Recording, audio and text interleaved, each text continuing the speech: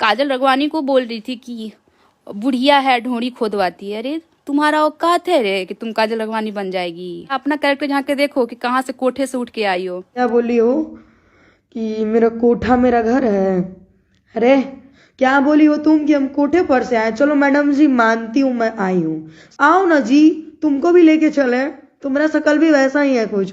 हम लोग का शकल तो मान लिया जाए मैडम जी खराब है, हम लोग को कोई नहीं पूछेगा, आपका शकल तो अच्छा है। चल मुझे बोलती है कि खेसारी मेरे को गाली दी है, तो क्यों खेसारी के साथ सोती हो क्या, जो तुमको बताते हैं फोन करके कि मैं उसके साथ ऐसा बोला हूँ ऐसा किया हूँ?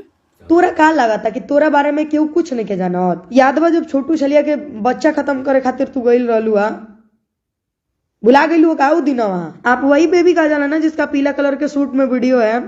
आप सूर्या के पास इसलिए रहती है ना, का वीडियो वायरल कर दिया जाएगा।